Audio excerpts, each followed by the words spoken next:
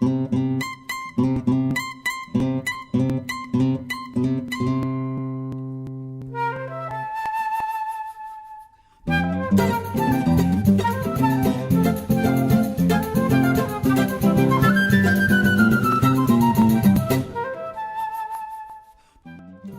dia. Bom dia, amigos. Bom dia. Como é que estão? Tranquilo. Na hora que vocês começaram a mandar mensagem aqui, eu tava preparando meu cafezinho.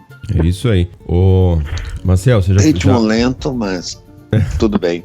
Você já tomou seu café da manhã low carb pra começar esse domingo? Como que Sim. é? Como que foi o café da manhã hoje? Zero carb. Zero carb, só café mesmo.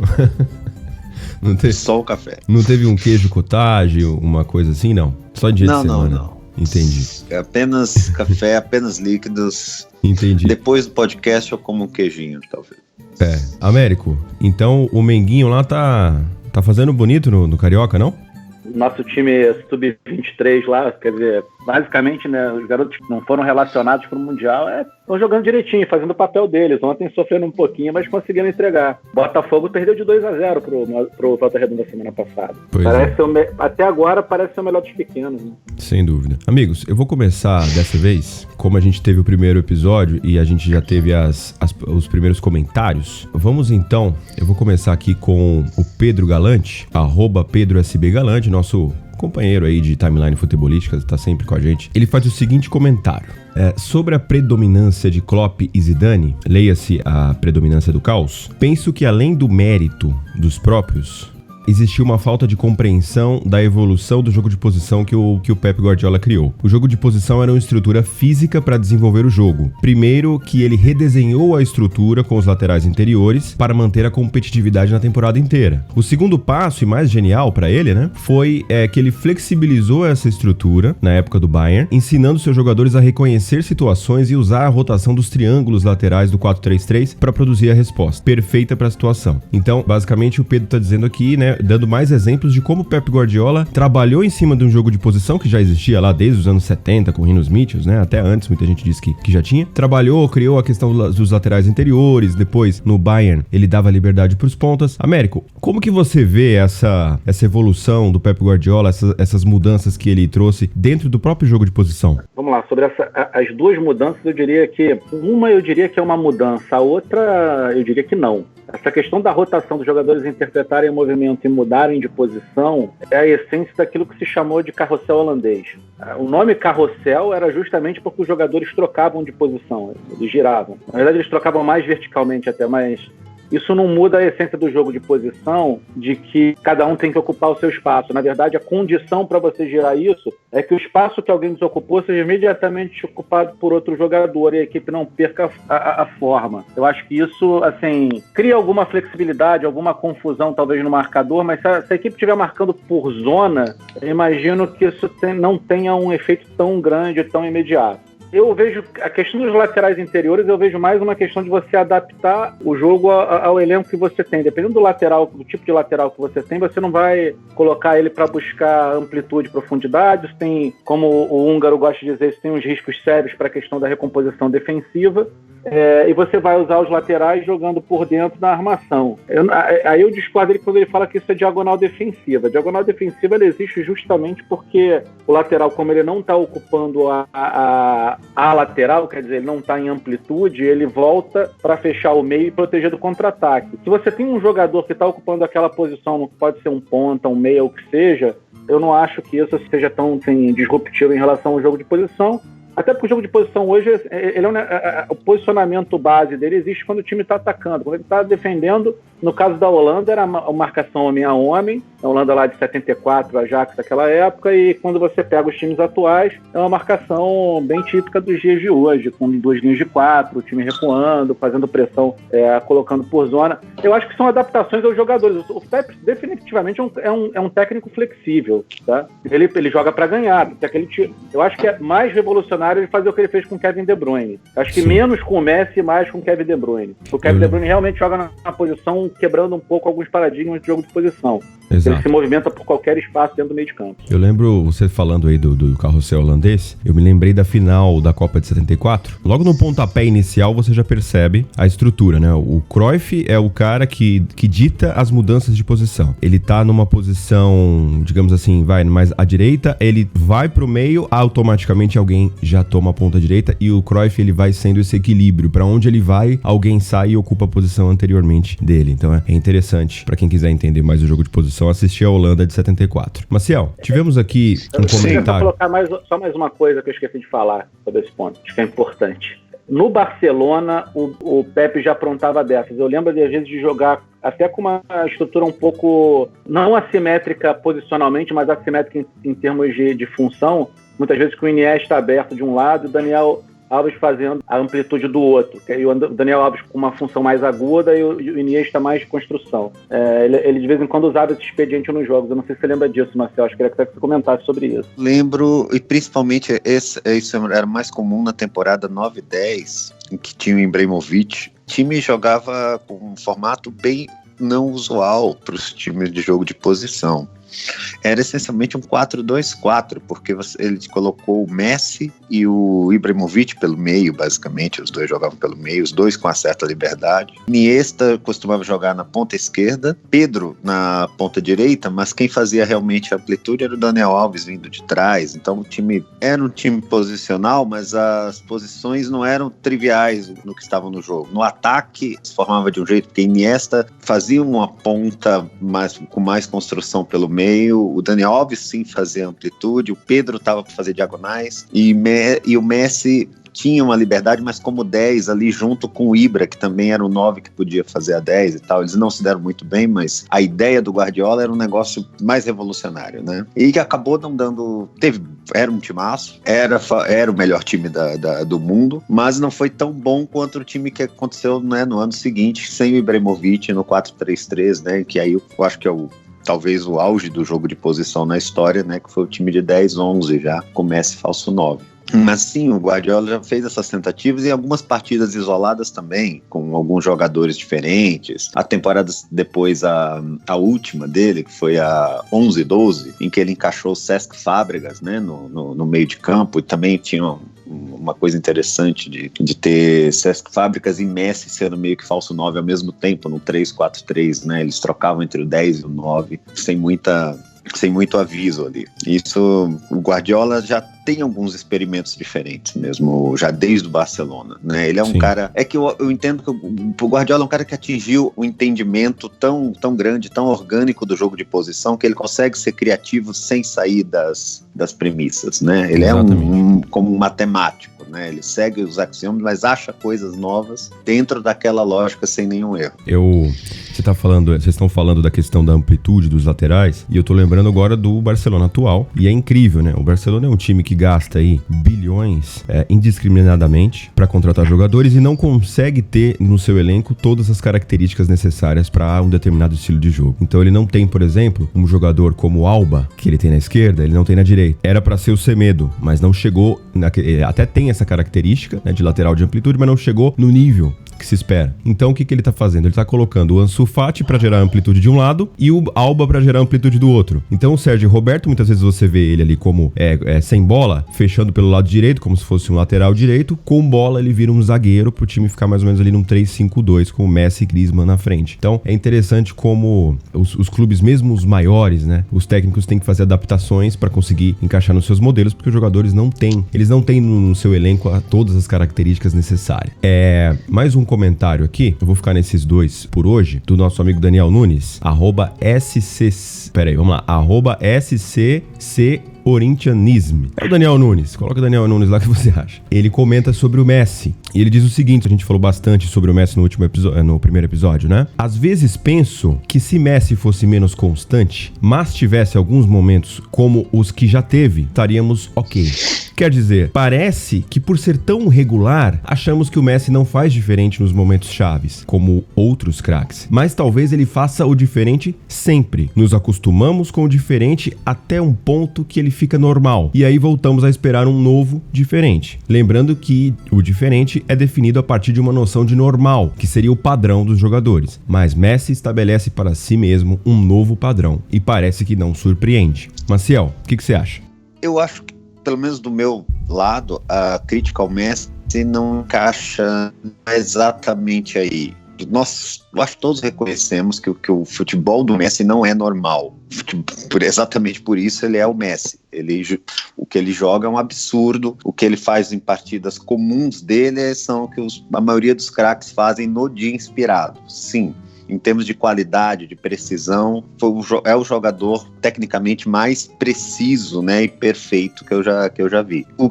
Mas pelo menos quando eu falo que talvez falte um pouquinho pro Messi nessas grandes noites, não é exatamente isso. O Messi, mesmo nas grandes noites, é tecnicamente perfeito. Ele sempre faz as melhores jogadas. Ele sempre acerta as jogadas, né, com a mesma porcentagem de acerto que ele normalmente tem, que é altíssima.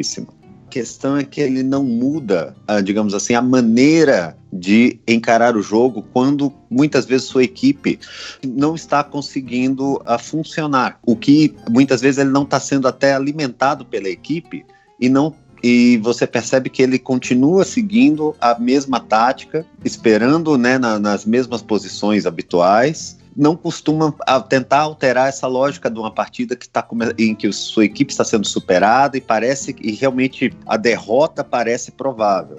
Já várias partidas, a principal, para mim a mais emblemática desse problema, foi a Roma 3, Barcelona 0, né, há 2 anos, em que a Roma estava massacrando o Barcelona, fez 1-0, fez 2-0, Dzeko jogando demais, a defesa não conseguia sair jogando, a bola não chegava no Messi, estava evidente que o 3-0 ia sair, faltavam ainda uns 15 minutos. Aí eu penso, gente, joga a bola no Messi. Messi, vai no goleiro e pede a bola. O Messi nunca fez algo do gênero. Ele continuou nas posições dele e sim, se a bola chegasse, o Messi seria Messi e talvez resolveria o jogo, faria um gol, classificaria o Barcelona. Então, eu nunca digo que o Messi não joga bem nas grandes noites, mas talvez, se ele jogasse não tão bem como o Messi, mas fizesse outra coisa usando as habilidades de Messi que ele tem, né? Ele pudesse salvar algumas dessas eliminações ou pelo menos colocar argumentos novos para o time adversário vencer, para o time adversário enfrentar.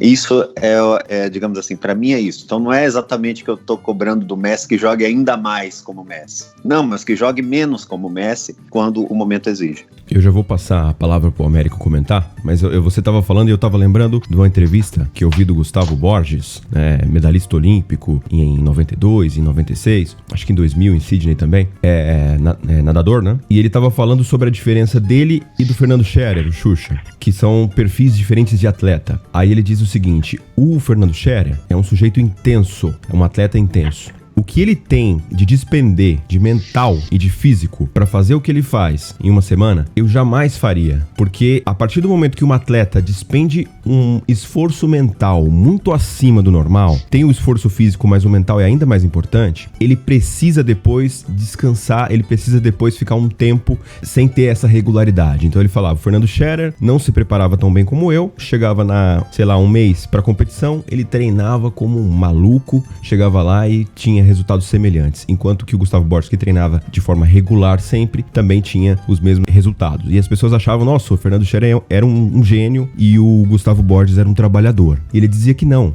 é uma questão de cada atleta mesmo, né, de característica. E eu vejo isso no Messi. Se ele despendesse uma força mental absurda para ser intenso em determinados jogos, ele talvez ficasse depois, até por uma questão física, mas também por uma questão mental, alguns jogos abaixo. Como a gente viu em muitos craques, e muitos jogadores faziam isso, né? Eu costumo dizer que só o Pelé conseguia ter a força mental suficiente para jogar e para ser intenso como se estivesse fazendo alguma coisa comum, alguma coisa normal. Américo?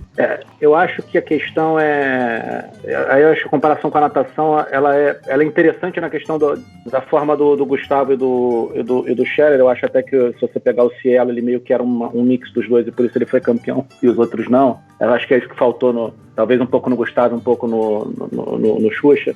A natação, o cara treina para 1, 2, 3 competições no máximo no ano. Não sei se você conhece a preparação de um nadador, ela geralmente ele faz uma etapa de treinamentos muito longa perto da competição, eles entram no que eles chamam de polimento, que é ele baixa o treinamento para ficar descansado e ter o melhor tempo. Tanto é que os tempos em temporada costumam ser muito mais altos. Se você pegar o cara 3 meses antes da Olimpíada e ver que ele está nadando pior do que o outro, não significa absolutamente nada. Você não tem pouca significância sobre o que vai acontecer 3 meses depois.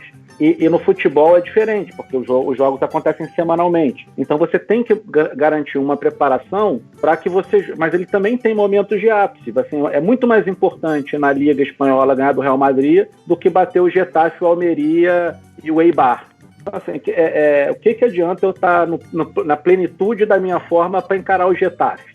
Os técnicos, inclusive, volta e meia tiram os grandes jogadores para jogar esses jogos para poupar ele para um jogo de Champions League. Então, assim, eu acho que quando você contrata um jogador e você paga muito mais para ele, você espera que ele receba, que ele renda mais nos momentos mais decisivos da temporada, naqueles momentos que fazem a diferença. E para mim, assim, o experimento perfeito desse problema é o Messi na seleção argentina. Ele não consegue render igual. Aí como é que eu vejo esse problema? Assim? O Messi, essa regularidade, como o Marcelo falou, é notória. Assim, ele é muito bom. Talvez ele seja... assim, o melhor ou o segundo melhor tecnicamente que já existiu.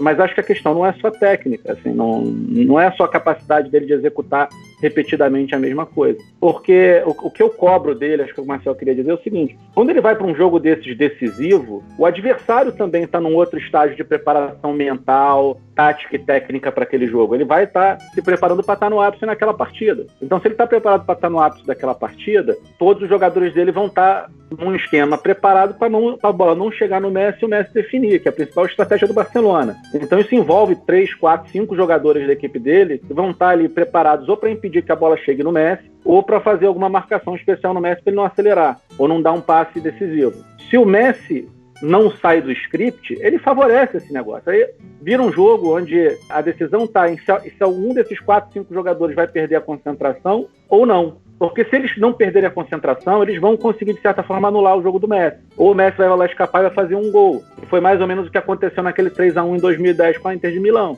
Ele escapou lá e fez um gol. Depois eles tomaram 3. Não deu certo. A questão importante é que o Messi deveria sair do script. Sei lá, ele deveria ir para a ponta direita, ele deveria recuar para fazer a saída de bola. Porque quando ele começa a mexer, ele começa a sair do lugar, ele começa a mexer, aquele plano ali de 3, 4, 5 jogadores começa a ficar completamente desconfigurado, inclusive abrindo espaço para outros jogadores tomarem atitudes que podem ser decisivas. Às vezes o jogador se omitir, um craque, buscar uma posição para ele se omitir um pouco do jogo, que destravam a partida. Eu já vi várias entrevistas assim do Zico e do Flamengo de 81 por razões óbvias, em que ele falava assim, se o cara me marcasse muito, eu ia lá para trás e trocava de posição com o Adílio, eu ia para a ponta direita e o Tita vinha fazer a minha. Quando ele fazia isso, como geralmente um jogador na época era praxe que estava fazendo marcação individual com ele botava 2 jogadores na ponta e abria o espaço. Você vê que no início do jogo do Liverpool, ele faz várias jogadas ali no Flamengo de 3-0 no Mundial, ele faz várias jogadas na base da jogada e o primeiro gol sai de um lançamento que ele faz da intermediária defensiva. Ele faz um lançamento ali do grande círculo, pega o Nunes, ele quebra as 2 linhas e pega o Nunes atrás dos zagueiros. Então assim, ele tinha essa capacidade de mexer e ele virava meio marcável. Porque para você continuar marcando ele, você tinha que sair do seu plano. E aí você desconstruir um pouco. Acho que é esse tipo de percepção que falta ao Messi. Legal. É o que eu falei, naquele jogo do Bayern ele estava na posição. A gente vai fazer um episódio sobre o Messi, tá?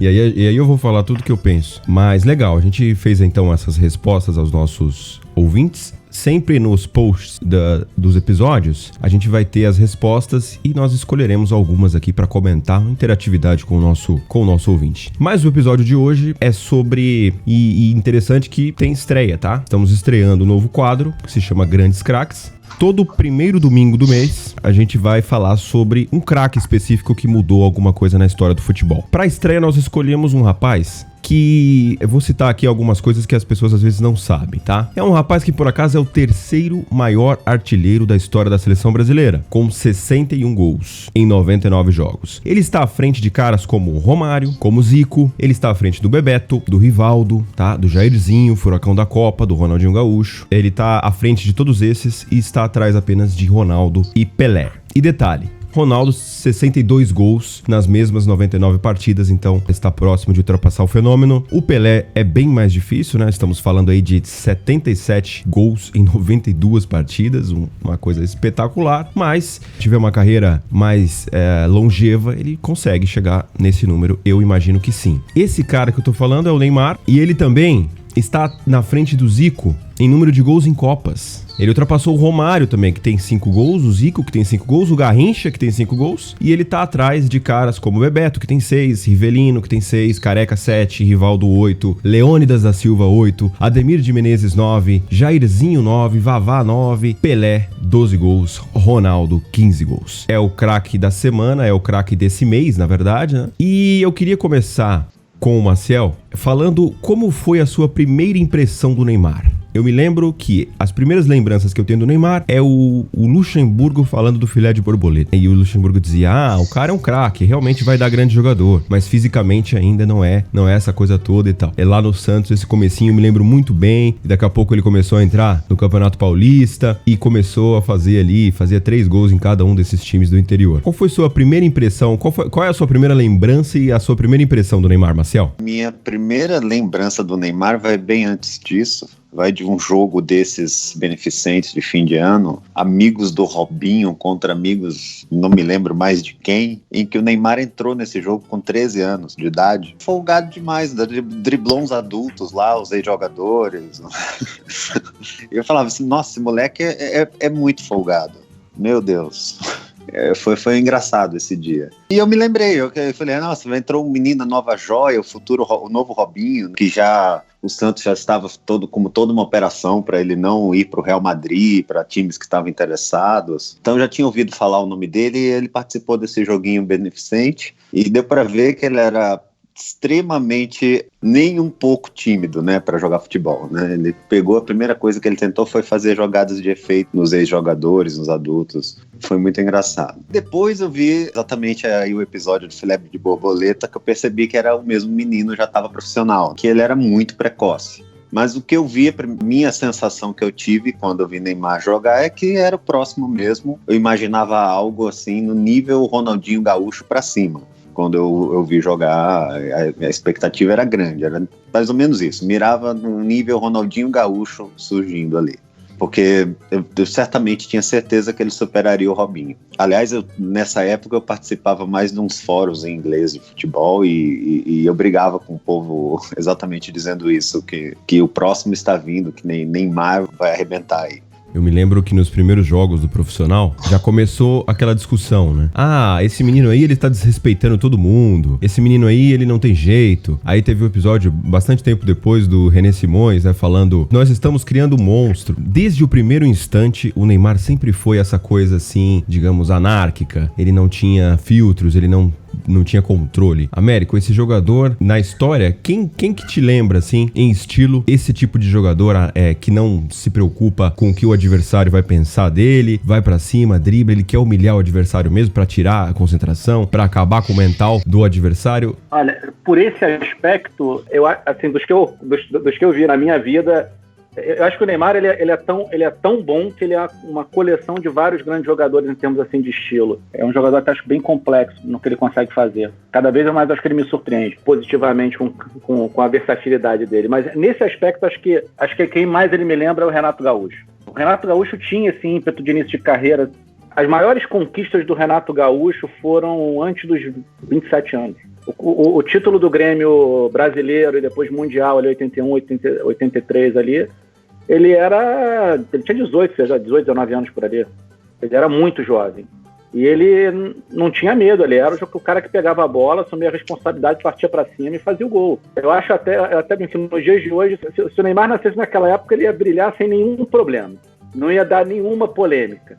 Porque os jogadores daquela época, assim, todos, o outro que era um pouco assim, acho que tem esse negócio dele de não ter medo e partir para cima, era o Romário. Mas o Romário ainda, eu acho que ele teve uma vantagem, porque o Romário estreia num Vasco que tem o grande ídolo do Vasco lá dentro, que é o Roberto Dinamite. Isso tira um pouco do holofote e da pressão. Mas eu acho que, nesse aspecto, acho que eu não consigo lembrar de ninguém além do Renato Gaúcho. Renato Gaúcho, para mim, era o jogador que tinha desde cedo, essa capacidade de decisão e de não se preocupar com com a situação, assumir que é a responsabilidade dele, ir fazer, humilhar o adversário, não tá nem aí. Certo. Tô observando aqui algumas estatísticas do Neymar e é engraçado como as pessoas, às vezes, elas tratam hoje, por incrível que pareça, se você olhar as redes sociais, o Neymar é tido como um jogador que, como se diz, né, no termo, no jargão, é um flop. As pessoas dizem algo assim, né? O Neymar não deu certo. Por incrível que pareça, muita gente tem essa impressão e eu fico tentando detectar em que momento as pessoas se decepcionaram tanto a ponto de falar um disparate desse. Eu me lembro no Santos, do Neymar jogando em solo brasileiro e as pessoas discutiam se ele ia ultrapassar o Pelé, né? Tinha essa discussão. Eu me lembro naquela época que ele começou a ultrapassar os artilheiros históricos do Santos, imitava as comemorações e num dado momento eu me lembro que ele ultrapassou o Robinho, aí ultrapassou o Vasconcelos, aí ultrapassou o Odair Titica, né? E aí as pessoas falaram, ele encerrou a passagem pelo Santos com 138 gols. E as pessoas se perguntavam, será que ele vai atrás do Antonino Fernandes, do Camarão, do Tite, do Pagão, né, que tem 160 gols e tudo isso. Aí o Neymar vai pro Barcelona, participa do MSN, a carreira dele foi crescendo num nível astronômico e ninguém sabia onde que ia parar. De repente, ele vai pro PSG e parece que há uma estagnação, que eu não concordo. Eu acho que o Neymar continua evoluindo e ele está se tornando um jogador cada vez mais inteligente, cada vez mais associativo, sem perder o que ele sempre teve. Maciel, que motivo você consegue detectar para que haja, né, entre os torcedores brasileiros, essa noção de que o Neymar não conseguiu ser, tá muito aliado à Copa, tem a ver com 7-1 que ele não estava, não por culpa dele, mas enfim, o que você consegue detectar dessa questão do Neymar não ter o reconhecimento do público? Eu vejo uma conjunção de vários fatores aí, não uma coisa só. Existe esse, digamos assim, o viés psicológico, né, das expectativas frustradas, no sentido de que Neymar acabou ainda não houve a grande campanha do Neymar numa Copa do Mundo, que é quando todos os brasileiros, né, estão assistindo ao mesmo tempo. Eu não acho que seja exatamente o 7-1, mas ele, infelizmente, ter se lesionado tirou-lhe a possibilidade, né, de ser o herói de uma grande classificação numa semifinal para um final. E a Copa de 2018 ele não estava bem fisicamente, apesar de ter sido, sim, um dos jogadores mais produtivos da Copa. Se não me engano, foi o líder em passes, né, para finalização por minuto na Copa. A outra são as expectativas. Eu acho que ele era superestimado enquanto jogava no Brasil. As pessoas já diziam que ele já estava jogando igual o Messi, algo assim. Ele ainda não tinha chegado nesse patamar. De repente ele vai para o Barcelona, ele é bem visto, né, faz muitos gols, faz parte do melhor trio de ataque de clubes, pelo menos que eu já vi. Todos reconhecem. Mas quando ele realmente, a mudança para o PSG é um pouco impopular, porque ele parece, esses movimentos, quebra, né, aquele time, aquele trio de ataque que as pessoas admiravam, parece uma certa... Há uma visão moral aí também, agora eu mudo, né, que é uma certa traição, talvez, com o Barcelona, né, em que ele estava fazendo uma carreira ali. As pessoas têm uma noção não enxergam futebol só como um emprego, né, eles tentam querer ver algo além do negócio. E há a questão de que, então, também os brasileiros valorizam muito os certificados, digamos assim, os diplomas, né, e ele não tem conquistado os prêmios individuais, que são muito valorizados, e que os grandes craques recentes conquistaram, né? Desde que existe o prêmio de melhor da FIFA, nossos grandes craques, os destaques da seleção, têm conquistado esse prêmio. O Romário, o Ronaldo, o Rivaldo, o Kaká e o Ronaldinho Gaúcho. Então, acho que é a soma dessas três coisas, o movimento para o PSG ter sido mal visto, de um ponto de vista parecendo como uma traição contra um time em que que tinha investido bastante nele antes, expectativas frustradas de a gente enxergar, talvez ele ser um pouco até superestimado no Santos e pensar que ele ia apagar, né, Messi e Cristiano Ronaldo ia ofuscar os dois, e isso não acontece. As Copas do Mundo em que ele não conseguiu ter uma Copa do Mundo ainda física, em que ele conseguisse jogar todas as partidas estando fisicamente bem, e finalmente a falta dos certificados dos títulos individuais. Eu vou lembrar que no Twitter nós discutimos esses dias com alguns seres que compararam Neymar a jogadores como o Thierry Henry, por exemplo. Então eu comecei a pensar assim, se o Neymar, aquele tipo de pensamento que é meio maluco, né, que não tem muita lógica, mas se o Neymar tivesse surgido em outra geração que não fosse a de Messi e Cristiano Ronaldo, será que a dimensão dele seria diferente? Eu acho que não acho que é só isso, não. Acho que ele também fez algumas escolhas de carreira, na minha opinião, bem questionáveis, tá? Eu não teria ido pro Barcelona. Barcelona é o time do Messi. O jogador que quer brilhar, quer ser melhor do mundo, vai pro Barcelona do Messi, ele vai ser coadjuvante. Não tem papel pro segundo principal lá. E o Cruyff, na época, comentou isso muito bem. Talvez se ele tivesse ido para um Real Madrid do Zidane, o Zidane tinha achado um jeito de encaixar ele e o Cristiano Ronaldo para os dois fazerem o que precisam fazer. Eu não vejo o jogo de posição permitindo que ele fizesse isso. Eu acho a escolha de Paris também bastante questionável. Aí eu entendi, porque ele falou o seguinte, acho que principalmente depois que ele meteu aquele 6-1 no Paris Saint-Germain lá, e que a capa no dia seguinte era o Messi, em que isso foi um dos grandes motivadores, e ele falou, não, tem que sair, se eu quiser ser o que eu preciso ser, eu tenho que sair daqui, que eu vou ficar na sombra do Messi. E eu acho que até o próprio Messi entendeu isso, porque parece que ele saiu muito bem com o vestiário do Barcelona, pelo que todo mundo fala. Aliás, o Neymar é um cara que geralmente outros jogadores gostam dele, fala divisor de elenco, não sei o quê. Não é isso que você ouve os outros jogadores falando dele, os caras falam muito bem dele, por sinal. E aí ele foi para Paris, só que eu acho que aí faltou uma avaliação de entender o que é o Paris Saint-Germain e o que é o francês, assim, porque a personalidade do Neymar ia dar problema em Paris. Ainda mais ele chegando para fazer o que ele queria fazer. O Marcel morou na França, não sei se ele, assim como eu, não sei se ele tem uma visão diferente, mas o francês, ele alimenta um ressentimento muito grande da pessoa de sucesso, de maneira geral, tá? Não é demonstrar riqueza, esse tipo de coisa, é muito mal visto na sociedade lá. Então, inclusive, isso acho que foi o grande problema do Sarkozy como presidente lá. Ele era um cara que era um playboyzão. Começou a namorar modelo bonitona, passava férias na mansão na Riviera Francesa. Os franceses gostavam de uma certa frugalidade de comportamento. E o Neymar lá chegou do jeito que ele é. E isso acho que gerou um problema dele com a torcida que também não facilitou. Então, se criou uma má vontade generalizada com ele. Ele tem que buscar um lugar onde ele vai ter o espaço. Acho que nesse aspecto, Paris Saint-Germain pode ser o lugar. É um salto grande. Realmente, se ele for campeão da Champions League com o Paris Saint-Germain, vão ter que entregar para ele e pedir desculpa por tudo que ele fez. Eu acho que ele está jogando futebol excepcional desde que chegou lá. Só que ele também não tem dado sorte, né? Ele teve 2 contusões sérias em final de temporada e, coincidentemente, o Paris Saint-Germain é eliminado depois sempre que ele se machuca. Então, assim, acho que tem um problema de gestão de carreira aí também no meio do caminho. Eu queria discordar um pouco dessa questão que você falou do Barcelona. Primeiro, assim, não era exatamente... O Luis Henrique talvez seja o único técnico nessa década no Barcelona que fez sucesso, que ganhou título importante, sem aplicar um jogo de posição ortodoxo. Então, muitas vezes você assistia o Barcelona do Luis Henrique, você via ali elementos de jogo de posição, mas principalmente no último terço, era uma coisa que era híbrida, né? Entre um jogo de posição e uma coisa mais de transição e tal. E o Messi e o Neymar são jogadores de características complementares. Não são, por exemplo, quando o Dybala fala que é difícil para ele jogar como o Messi, e isso virou folclore, o Dybala tem certa razão, porque são 2 jogadores canhotos que jogam da direita pro meio, que gostam da entrelinha. Então eles têm características que se sobrepõem.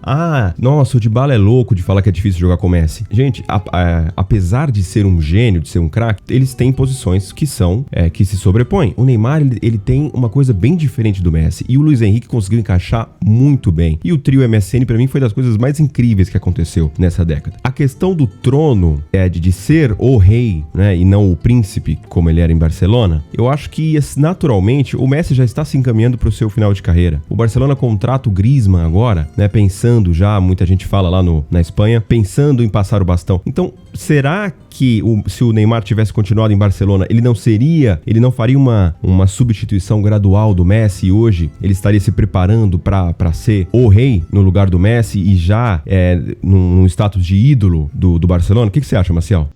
É uma possibilidade, mas na verdade eu não acho que seria uma transição tão suave, porque na verdade o Neymar que encaixava melhor com o Messi era o Neymar mais jovem, né, que chegou em Barcelona, tinha mais explosão física, era menos construtor de jogo, funcionava mais como flecha para o Messi, né, do que como arco para os outros. Tenho a impressão que Neymar não era feliz exatamente não tendo tanto contato assim com a bola, mas na época funcionava muito bem, Neymar era mais jovem. O que acontece é que exatamente o Neymar amadurece. O físico, a gente vai prever que com o tempo ele vai perder a explosão, né? O desmarque de ruptura não pode mais ser a principal arma. E ele quer ter contato com a bola, é o que ele faz de melhor, né? Que estava sendo até um pouco desperdiçado em Barcelona, porque essa função era do Messi. Veríamos um Neymar de 28 anos, com um Messi também já mais meio-campista, os dois tentando ser construtores de jogo, e ia faltar os dois sendo mais arcos que flecha ao mesmo tempo. Não sei como isso ia se desenrolar. Em alguma medida, né? É o que está acontecendo agora com o Griezmann e com o Messi, que são dois jogadores mais de construção. Exatamente. E falta alguém para romper. Exatamente. Assim como um jovem Griezmann era mais compatível com o Messi. O Griezmann da Real Sociedade seria, né? Era um jogador que fazia mais rupturas, mais rápido, né? Hoje não, hoje Griezmann é um camisa 10. Exatamente. Eu tava olhando umas estatísticas do Neymar aqui, e assim, tentando dimensionar até agora o que ele fez, né, na Europa. Em questão de títulos individuais e até coletivos, títulos coletivos aí de importância ele só tem a Champions com o Barcelona, mas se você vê questão de jogo mesmo, que joga, eu assistindo, não tenho nenhuma dúvida que depois do Cristiano e do Messi, vem ele com alguma vantagem. Aí, vamos lá, a estatística serve para provar o que a gente sente do jogo, né? A estatística, ela não é a priori o que vai determinar, mas ela pode comprovar. Fui até o site Understat para ver aí as estatísticas e comparar com um jogador que notoriamente se coloca como melhor do que o Neymar, e assim, sem discussão, se você dizer, a pessoa vai te chamar de leigo. Eden Hazard. É um absurdo. Se você ver os gráficos, eu vou depois postar no Twitter, o Hazard fica pequenininho perto do Neymar, em todas as estatísticas, tanto de que passes é o que o Hazard mais se aproxima, mas tem aqui um sobre construção de jogo, que é o Marcel até pode dizer mais, que é XG Chain por 90 minutos. O que esse dado diz? Você sabe, Marcel? Chain. XG Chain, esse eu não. Eu acho que esse eu não sei. E tem um que é XG Build Up, que é os dois que eu não sei. Interessante esse. Vou ter que ler a definição, esse eu não me lembro. Deve ser alguma coisa de construção, né? Construção de jogo. Acho que no meu tempo não tinha. Eu tava pensando, aliás, em definir algo parecido com isso, talvez. Seja. Porque o principal que eu gosto de olhar é o XG de key passes, né? Porque eles medem o key pass, a expectativa, né, o passe para finalização, e soma o XG dessa finalização para cada passe. Legal. Eu acho que um desses dois deve ser isso, porque não tem aqui XG de key passe. Mas enfim. Então é isso. A nomenclatura também varia muito de site para site, né? Cada site às vezes usa um modelo diferente. Então, exatamente. Às vezes tem que ler a documentação, aquela parte chata de estatística mesmo, para entender o que ele está fazendo. Mas tanto em gols por 90 minutos, expectativa de gols, chutes, assistências, expectativa de assistências, ele está muito acima do Eden Hazard. E as pessoas acham que o Eden Hazard é muito melhor do que o Neymar. Então há realmente essa coisa. Eu não sei se o europeu pensa dessa forma também, ou se é uma coisa de brasileiro, de viralatismo brasileiro clássico, tá? Mas é impressionante como um jogador que trabalha muito o seu marketing, que tem um staff que cuida da imagem dele muito bem, que tem redes sociais muito profissionalizadas, que você poderia imaginar, fala-se muito, né? Se o Rivaldo tivesse o staff que tem o Neymar, se o Ademir da Guia, que são jogadores mais tímidos, né? Nossa, eles seriam considerados. E a gente vê aí que isso hoje não tem tanta importância para a imagem do jogador. O Neymar trabalha tão bem a sua imagem que parece que cria um efeito contrário. As pessoas começam a não gostar, começam a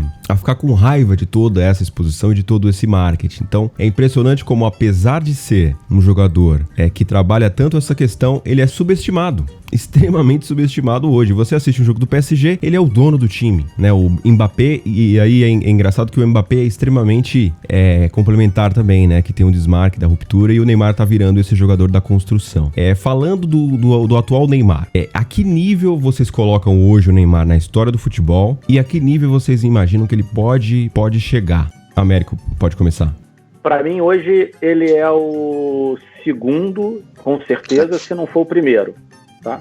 Ele chegou num ponto de maturidade na carreira, eu acho que jogadores com a característica dele, vigor físico de início de carreira, alguns têm dificuldade de fazer essa transição, quer dizer, quando ele começa a perder aquela capacidade de ruptura, ele tem que começar a ser mais inteligente no jogo, se posicionar melhor.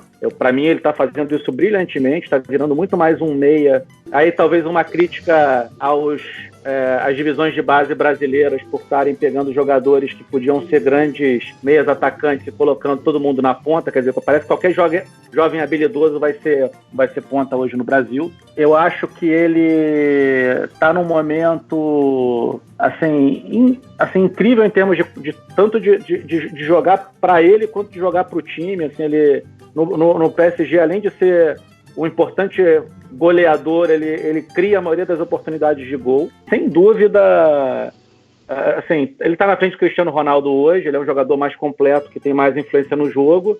E eu vejo ele ultrapassando o Messi na questão física hoje também, né?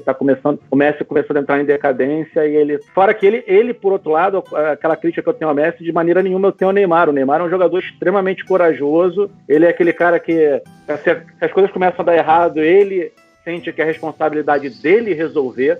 Ele pode até errar, mas ele tenta de tudo, e você vê que ele tenta de tudo. Inclusive salvou já o Messi de enrascada, uma vez, pelo menos. Então, assim, eu vejo ele evoluindo bem. Agora ele precisa ter conquistas para sedimentar, e talvez, não sei se o PSG é um lugar legal para isso, hein? Agora, para quem acha que o Hazard é melhor do que ele, acho que agora o Real Madrid está percebendo que não. Assim, exatamente. Bastante. Numa exigência maior, né? Eu acho o Hazard um belíssimo jogador, mas ele tem características muito mais específicas. O Neymar, ele tem tudo, né? Assim, é um jogador muito completo. Mas, enfim, as pessoas têm opiniões que muitas vezes têm outros sentidos. Maciel, pensando na seleção brasileira e pensando já em 2022, como que você colocaria o Neymar, encaixaria o Neymar? Porque na Copa do Mundo de 2018, o Tite colocou ele ali como um ponta holandês, um ponta de amplitude, para marcar diferenças com o drible, para ser um extremo desequilibrante. Como que você encaixaria o Neymar numa seleção brasileira? Você pode até falar nomes aí, do meio pra frente. Uma seleção brasileira para que o Neymar seja um jogador MVP da Copa, digamos assim, para que ele jogue o máximo, para extrair o máximo do Neymar. Como que você encaixaria essas peças, o Firmino, o Gabriel Jesus, o David Neres, para que o Neymar pudesse ter aí jogadores complementares a ele para ajudá-lo a chegar ao nível adequado para ele?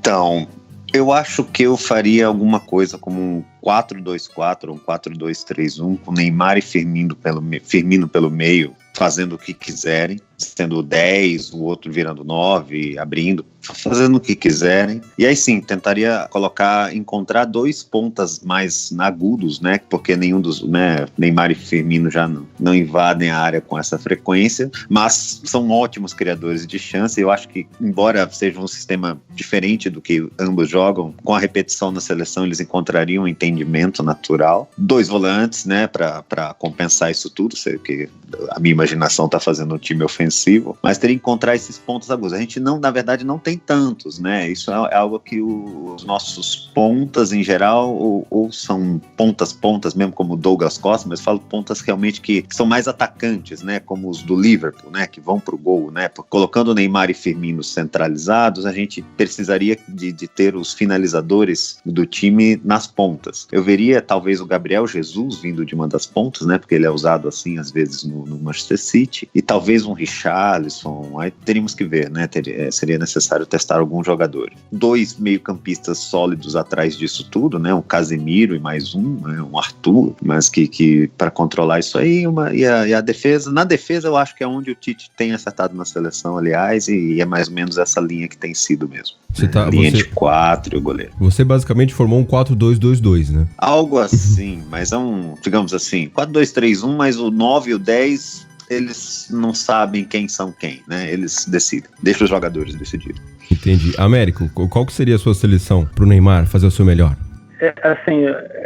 Alguma coisa que eu queria falar, assim, se perguntou lá no início qual é o jogador que o Neymar lembrava por aquela atitude dele. Eu falei do Renato Gaúcho. Eu acho que cada vez mais o Neymar na carreira está virando um Zico, assim, em termos de influência no jogo. Jogador que consegue jogar desde a base até entrar na área para definir. Ele tem essa capacidade bastante eclética de jogar pela direita, pela esquerda, pelo meio, armar e finalizar. E logo no início da carreira dele eu vi o Zico dando uma entrevista falando sobre isso, que tinha um pouco mais de hype sobre o Ganso, e ele falava. Então eu armaria uma equipe para ele ser esse meia central, esse jogador, talvez um 4-2-3-1. E aí a minha dúvida é se eu consigo encaixar o Firmino com o Neymar.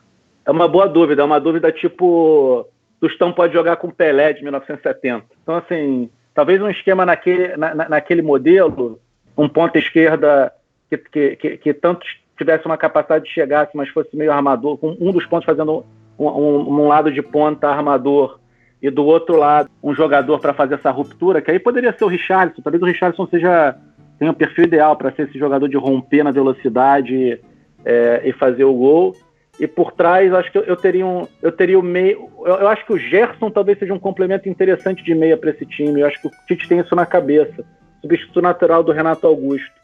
É um meia que é um volante que tem uma certa imposição física para marcação, tem bom passe, tem uma boa chegada para dar sustentação para esse time na frente, que eu imagino que a gente jogaria muito mais como jogou o Tite em 2015, o Flamengo do Jesus, que com uma linha de defesa bem alta, para que a bola nunca volte para a sua defesa, expondo menos os laterais. Eu penso num esquema mais ou menos assim. Se bem que esse jogador pela esquerda poderia ser até o Marcelo, tá?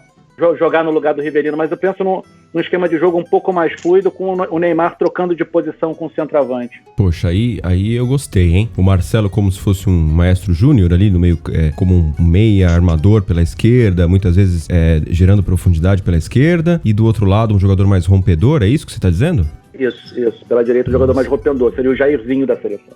Legal, gostei. Eu tô esperando essa mudança do Marcelo faz um tempo, porque eu acho inevitável que ele se torne um grande meia-esquerda, como foi o Júnior, né? Muita gente falava, o Marcelo vai ser o novo Roberto Carlos, no início, e nunca foi um ponta, agudo como era o Roberto Carlos, ele sempre foi muito mais para um armador. A gente já tá se encaminhando pro final, mas eu queria falar um pouco sobre... Eu levantei a bola para você cortar no início, o América, e eu achei que você ia falar do Maradona ao invés do Renato Gaúcho, mas gostei, achei que o Renato Gaúcho, eu não tinha parado pra pensar, e tem muito do Neymar no Renato Gaúcho, sim, até a questão como ele se relaciona com o público ter uma imagem dele de um jogador marrento e tal. Achei uma comparação muito adequada. Mas a comparação que eu faço do Neymar ao Maradona, que muita gente chama de sacrilégio e tal, ela tem início numa discussão que eu vi entre argentinos, entre sujeitos que falavam espanhol, eu nunca sei se é argentino, se é uruguaio, enfim, venezuelano, e no determinado momento um deles diz: olha, o Neymar me lembra o Maradona porque ele para a bola, o adversário não consegue olhar nos olhos. O adversário fica olhando para os pés para tentar antever o que ele vai fazer, e a cada movimento que ele faz, o adversário treme, tem medo de dar o bote, e ser humilhado. E no futebol que a gente acompanha hoje de pressing e contra-pressing, né, de marcação intensa o tempo todo, se você tem um jogador, quando ele se torna o portador da bola, os outros têm medo de dar o bote, isso é uma vantagem excepcional. E a gente teve uma discussão recentemente se no futebol se o drible era válido, uma das coisas malucas assim, que até pessoas famosas aí da televisão falaram, né? Ah, não, a gente tem que valorizar mais o passe em detrimento do drible. Eu tenho uma posição meio extrema quanto a isso. Eu acho que não existe drible desnecessário. Na pior das hipóteses, o adversário vai ficar com raiva, vai tentar fazer uma falta, pode ser tomar um amarelo, tomar um expulso, ou mesmo pode se desconcentrar, né? Isso tudo pertence ao futebol, faz parte. Eu acho que muita gente que critica o Neymar não viu o Garrincha. Você pega o Garrincha lá na Copa de 62, muitas vezes ele pegava a bola, parava a bola e ficava só ciscando em cima do marcador, o marcador começava a ficar com raiva, quando o menos se esperava ele saía e tocava e dava uma assistência para gol. Então eu acho que isso tem que ser colocado, né? O Neymar, ele tá sendo muitas vezes criminalizado por fazer o que ele mais gosta, e eu acho isso perverso. Agora, para encerrar, eu gostaria de fazer uma pergunta pra vocês dois, que é algo que quando eu penso eu tenho certa melancolia até. Vocês viveram uma época que nós tínhamos 3, 4 craques dentro da seleção brasileira. Essa geração passa o bastão para a próxima, então você tinha lá a geração do Romário, que passou o bastão para a geração do Ronaldo, que passou o bastão para a geração do Ronaldinho Gaúcho, que não foi tudo que se esperava em termos de seleção, né? Mas aí você tinha o Ronaldinho Gaúcho, Kaká, Adriano, você ainda tinha mais de um. Hoje você olha para a seleção e o craque é o Neymar. O Neymar fez 28 anos, então a gente fica naquela expectativa. Qual será o próximo craque da seleção brasileira? Aí você olha o Vinícius, vai ser o Vinícius. Aí você começa a ver que talvez ele vai ser grande jogador, eu acredito, gosto do Vinícius, mas talvez não seja pra tanto. Ainda tem uma questão de tomada de decisão, falta um pouco de fineza dos gestos, né? Você percebe que ele... Aí, toda vez que surge um menino, vai ser ele. E aí, daqui a pouco, não é bem isso. Vocês acham que secou a fonte de alguma forma? Nós teremos aí uma geração sem um craque absoluto? Eu acho que depende um pouco. Acho que tem uma questão.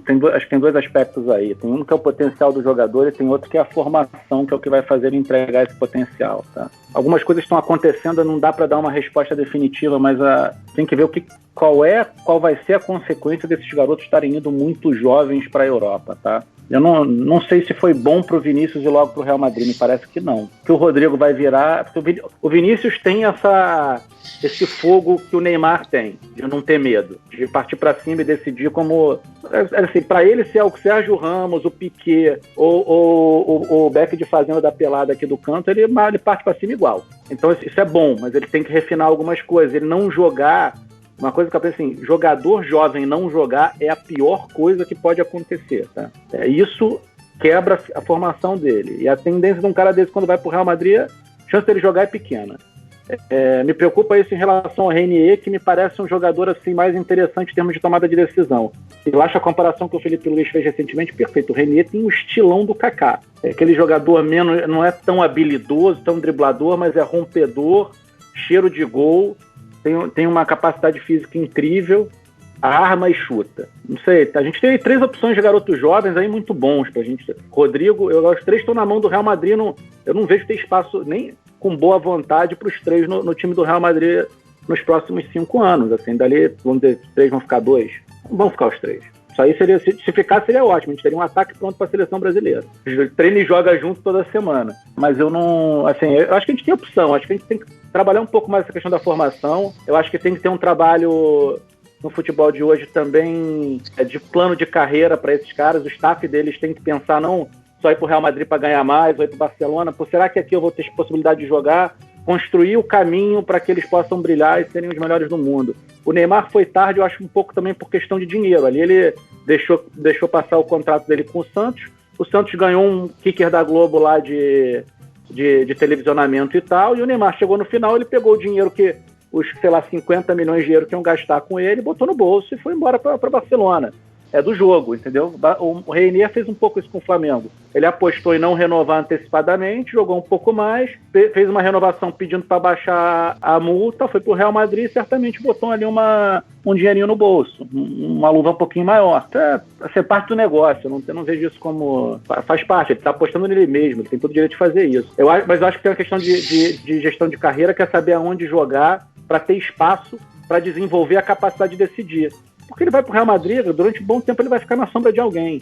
Eu acho que um negócio do Neymar que foi fundamental é que, sei lá, com 17, 18 anos, ele já era o cara que tinha que pegar a bola e resolver o jogo. Eu acho que isso, em termos de formação de caráter, foi um negócio excepcional. Mas quando se fala num jovem talento, e aí eu queria que o Marcel comentasse pra gente já finalizar, o jovem talento que é bom e que é craque, ele chega no Real Madrid, no Barcelona. A gente tá acostumado ao jogador brasileiro que surge na base e que faz um grande papel, ele chega no Real Madrid, no Barcelona, não importa, e joga, como o Neymar fez. Chegou no Barcelona, do Messi e jogou. Os nossos meninos, eles estão saindo cada vez mais cedo, estão ficando cada vez mais nos times B desses clubes e muitas vezes emprestados, né? E eles não chegam na Europa e já jogam. Não viram donos do time como antigamente. Marcel, o que você acha? Nós vamos ter uma geração que pode ser uma geração com vários bons jogadores, mas sem esse tipo de cara? Então, para mim isso é um salto no desconhecido. Talvez isso tenha até um efeito no estilo de jogo brasileiro daqui para frente, porque isso é algo que já vinha acontecendo aqui nos países sul-americanos de língua espanhola, né, que